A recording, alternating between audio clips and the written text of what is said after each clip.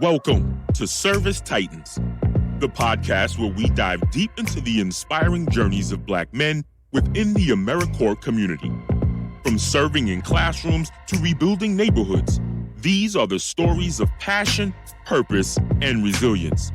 Join us as we amplify the voices of members of the AmeriCorps community and share their triumphs, challenges, and the impact they've made in their communities. Whether you're a seasoned AmeriCorps veteran or someone considering service, this is the space to explore, reflect, and be inspired.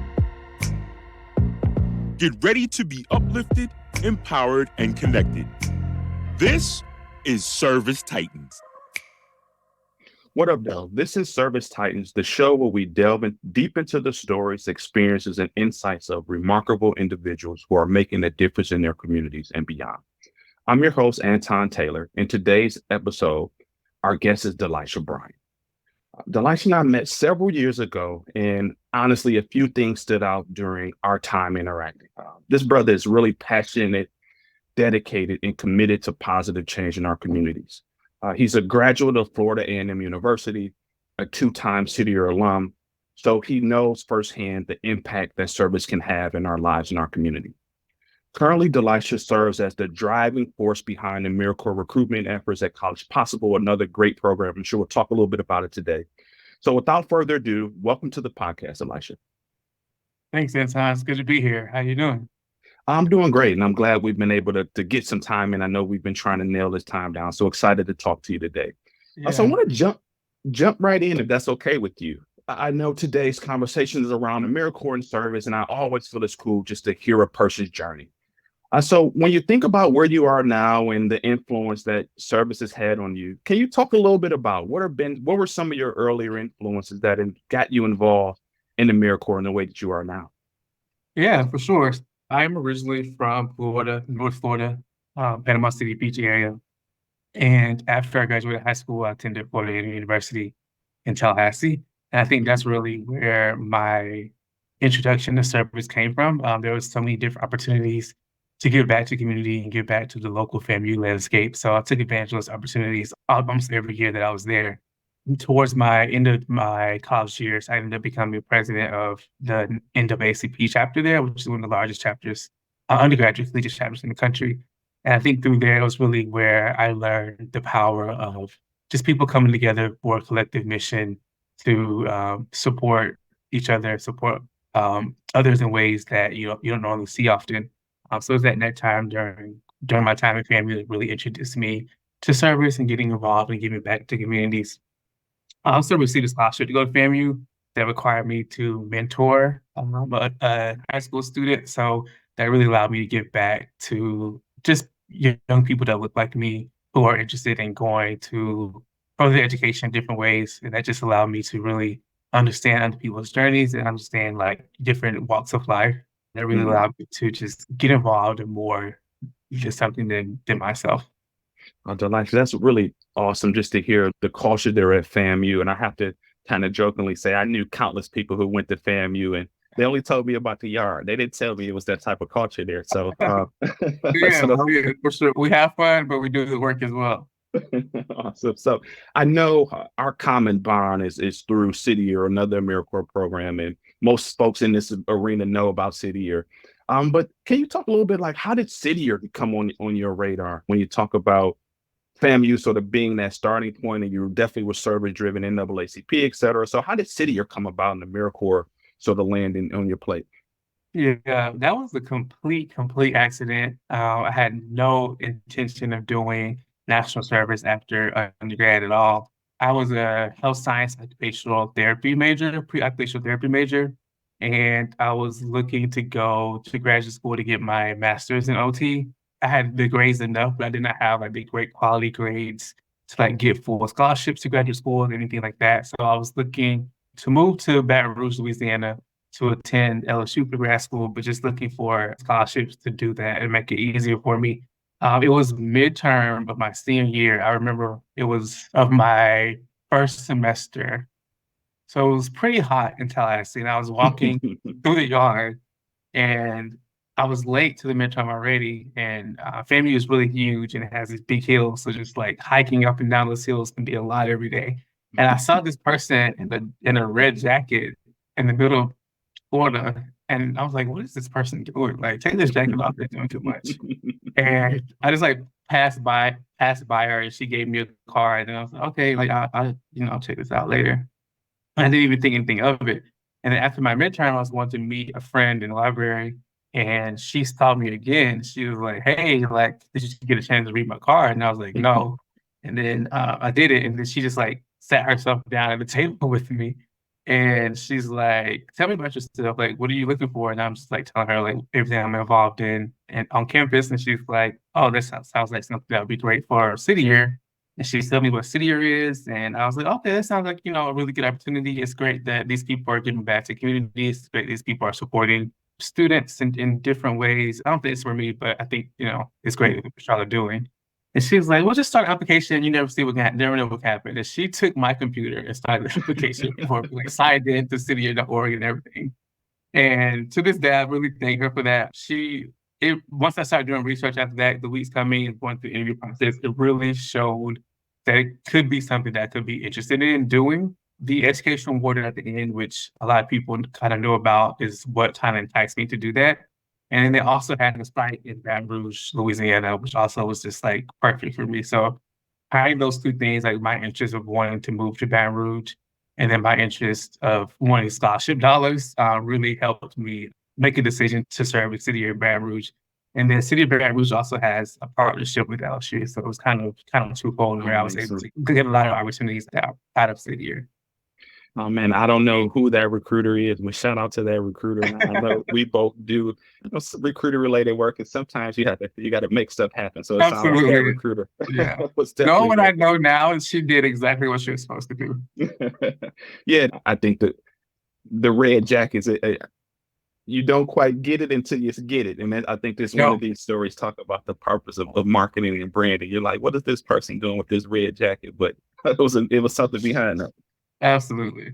Thinking of starting with that story, your introduction to City Year and the story behind that, which is really dope just to hear that, but also feel that being in the AmeriCorps, you learn so much about yourself. You have so many cool experiences, and I've heard so many great experiences like through this podcast and beyond. But let me ask you this, DiLiesha, is there a particular moment that sticks out to you, whether good or bad, during your time at the AmeriCorps that you think really helps to capture like what the experience meant for you?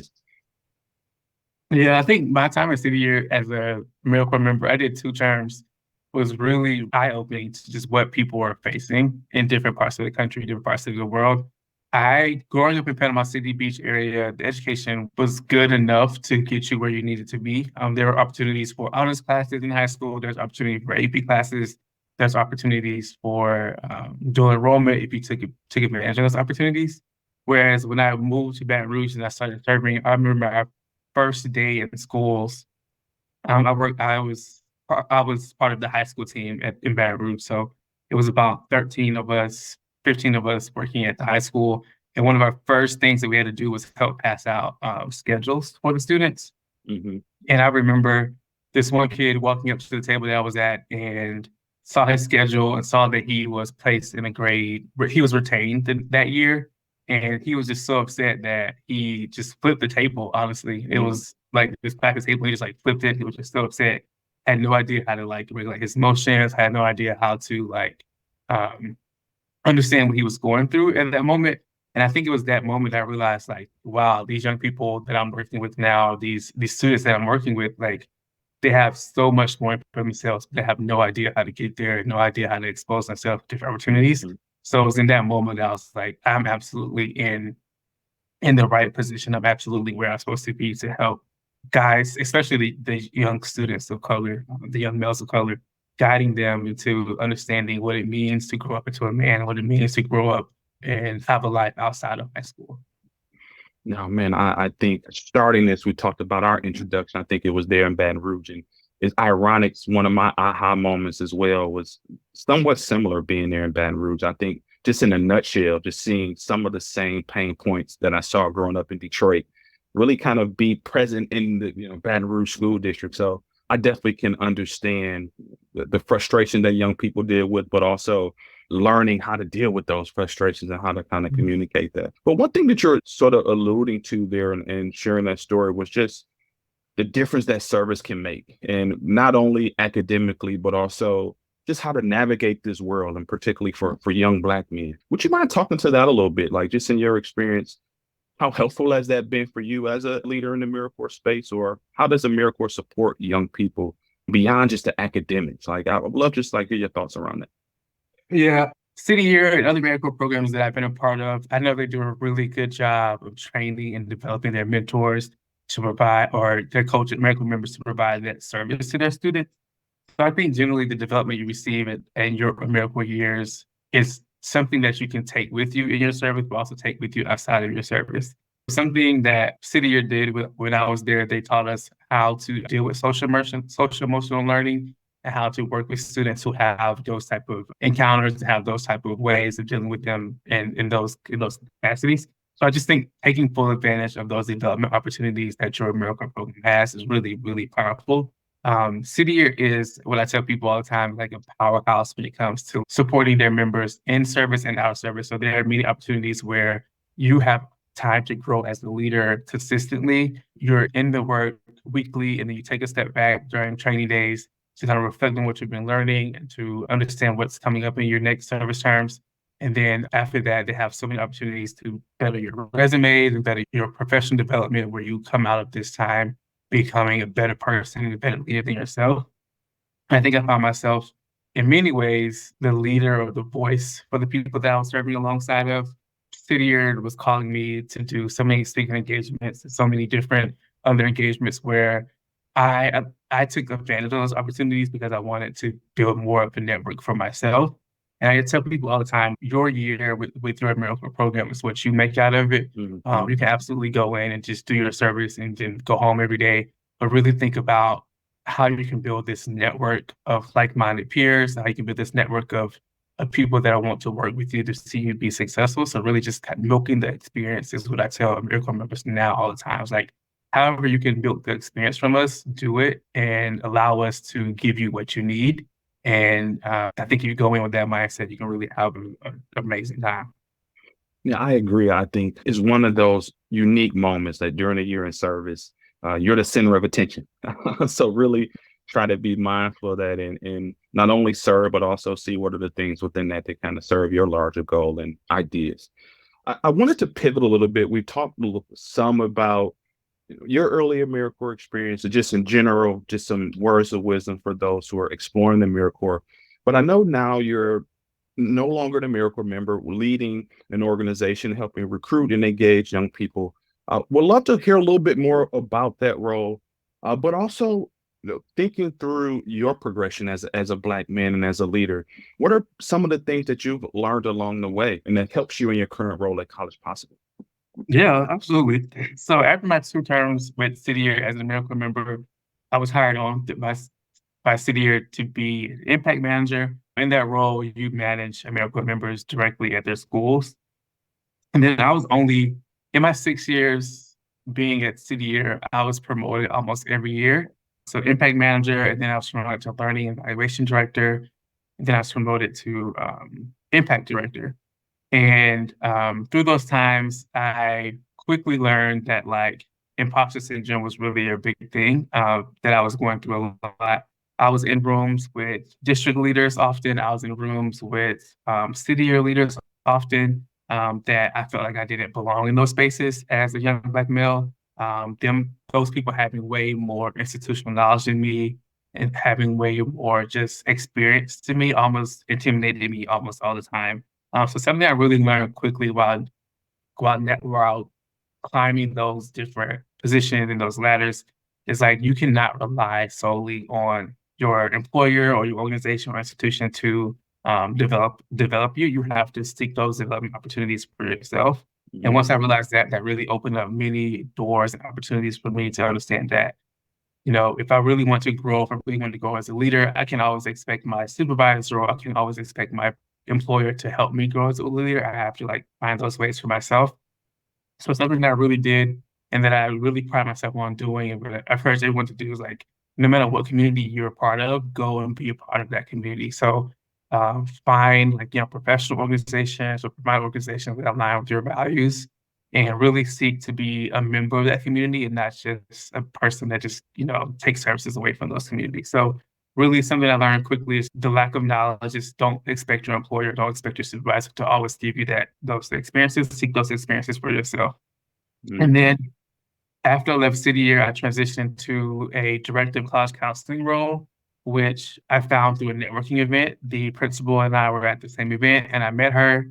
She's like, "Hey, I'm building out this school, this new high school in Baton Rouge. It has completely different mindsets and values from what other Baton Rouge high schools have, and I'm hiring this person to help create and develop a college-going identity within the schools." I used to do a lot of college mentoring with some students in Baton Rouge during my time there, and this was really a great opportunity for me to transition directly to a school to be part of a leadership team to really understand students more concretely in the Baton Rouge community. So I got that role. And then the role that I have now is combining the two that I have of AmeriCorps service and college access and success counseling into both, where I get to lead the recruitment efforts for College Possible, which is an AmeriCorps college access and success org, where we put AmeriCorps members in high schools and colleges around the country to support students and getting into college and then making sure they graduate from college as well. Man, I just hear you sort of share your journey to this point, and one couple of things stands out. You definitely have been in the right place at the right time in a couple Yes. scenarios. Yeah. And really met some great people along the way. And I think another theme here is that often people see things in you that maybe you don't see, or sometimes you just got to show up and the right opportunity may present itself. So as you think about your role as a leader, and I think it's no secret that in the AmeriCorps space, and quite frankly, in the nonprofit space, that it can be assumed to be a predominantly white space. And I know for me, growing up in Detroit, I heard a sister say some time ago, like she grew up incubated in Blackness. And I grew up where I was around, Black people often, and our culture was very prevalent. And I know FAMU, there's a huge sort of culture of our people there, et cetera. What was that like for you, making that transition? Is that something still that you're mindful of as a Black man in a predominantly white space, and continue to lead and move through those moments of imposter syndrome I think we all deal with? Man, that is a good question. I remember the first week out of FAMU and into City Year, which is, like you said, a white dominated culture or place. I was just like, dang, I didn't have to deal with microaggressions. I didn't have to deal with this foolishness or that type of foolishness in 4 years. And I had no idea how great of a time I was having in FAMU until I transitioned out. And yeah, that transition was really rough for me. I think I was my team leader was a Black male, but as a AmeriCorps member, I was the only Black male on my team. And we were serving at a high school full of Black students. It got to a point where anytime there was some sort of conversation that was needed or a type of come to Jesus moment with a student, they were looking to me and my Black counterparts to kind of have those conversations, which was crazy to us. 3 total Black people on our team, 4 Black people on our team. And the 4 of us had no issue, no problems navigating the high school space that we were in. But it was definitely a lot of time where we just had to explain why students were behaving a certain way, or explain why students were having a certain type of conversation, and all those things it definitely can take a toll on you if you had to take up in those spaces.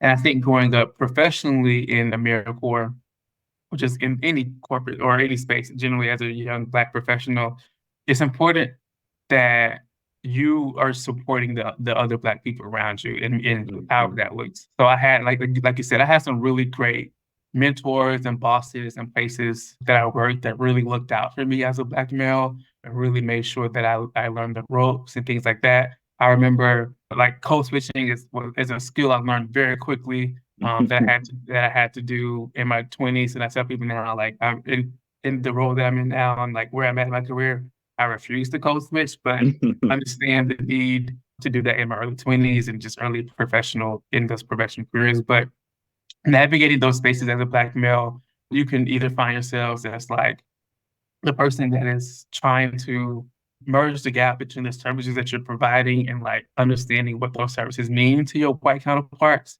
Because they honestly feel like in many ways that they're coming to save the day, and like you have to like lay these things out. Like no one needs saving in these spaces. They just need opportunities to learn and grow and like in a safe space, and you just need to provide that for them. But yeah, honestly, it coming out of FAMU into the world and this country was a rude awakening, but it was something that we were prepared for. Now I can imagine just a somewhat of a shock. And you mentioned a couple of things, and I talked to men quite a bit about just their experiences as professionals and just as men in general.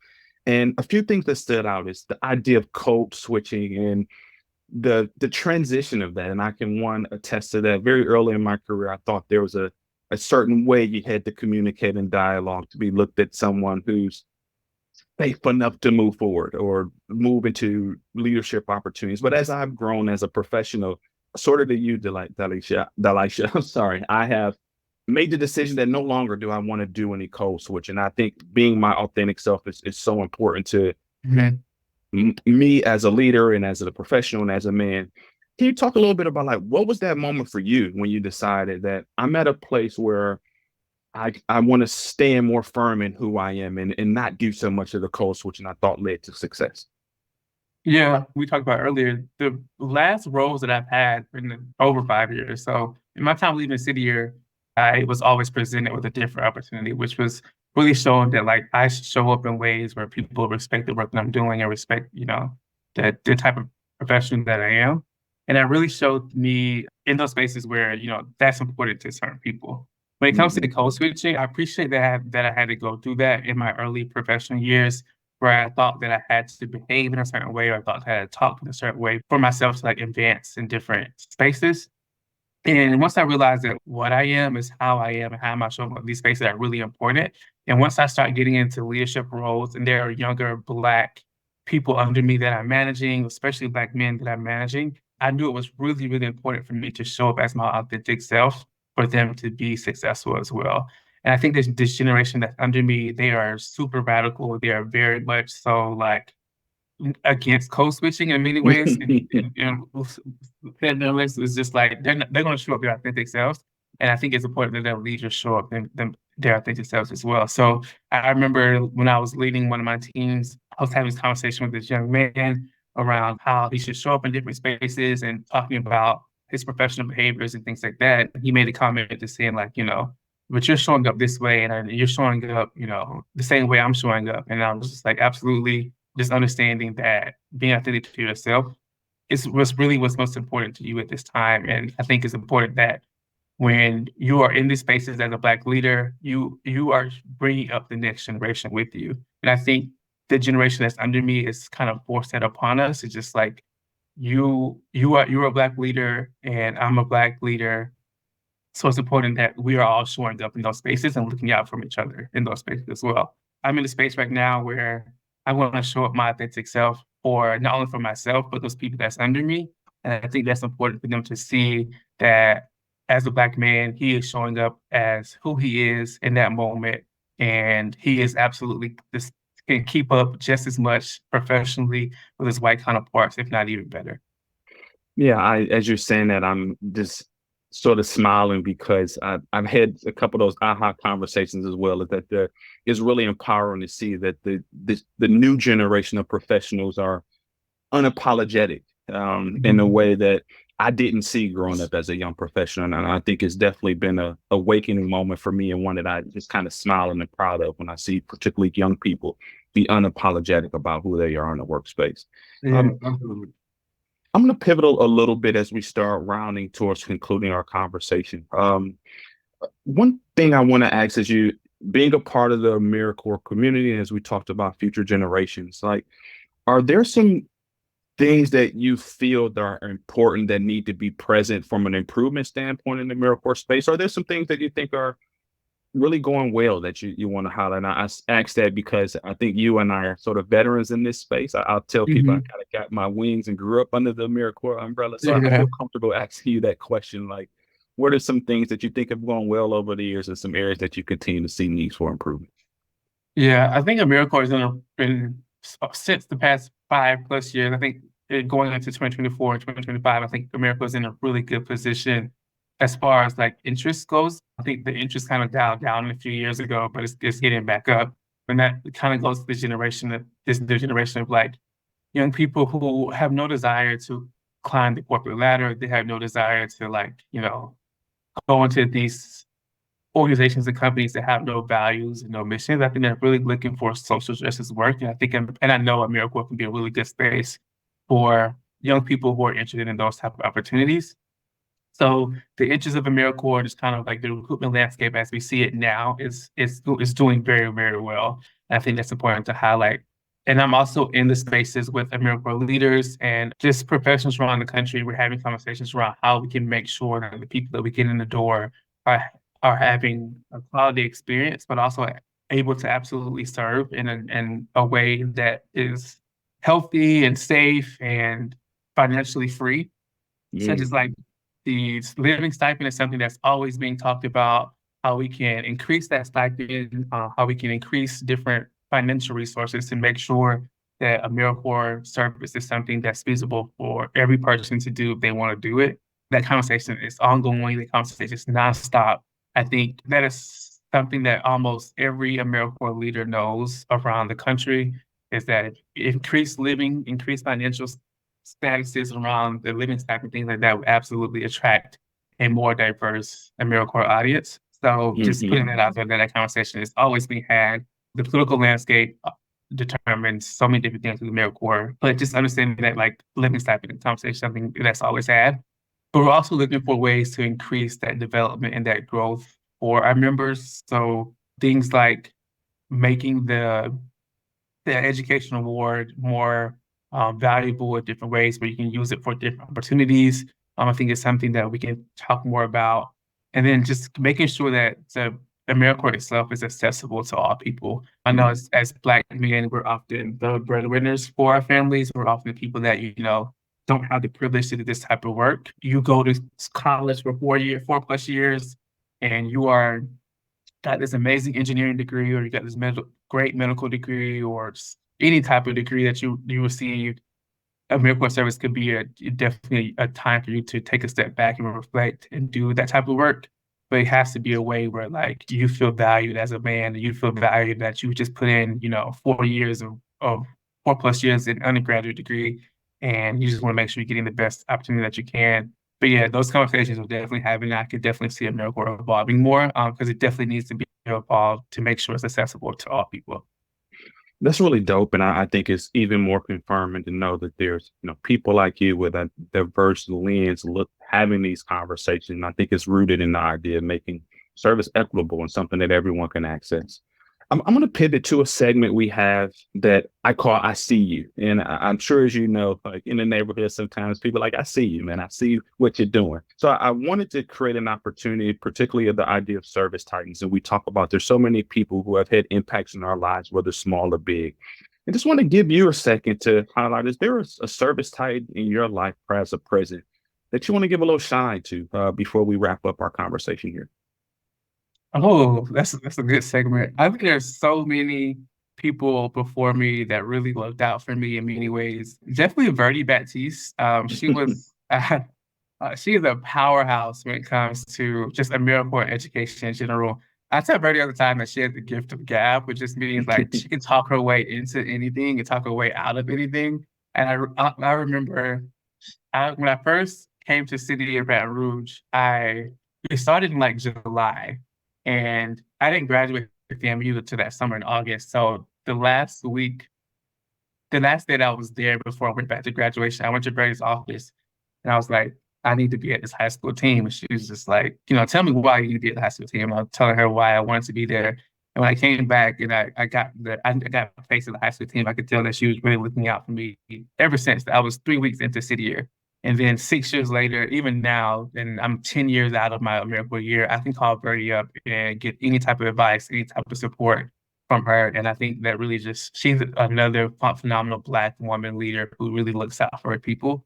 When I think about just her as a leader, she's a people person leader, and she values you as a person over anything else in type of leadership. Like she understands that like if you are happy, if you're doing well, if you are overall great with yourself, you're going to be great for her team. You're going to be great for the students. You're going to be great for the company. So just really giving a shout out to Verdi. She's a really great leader.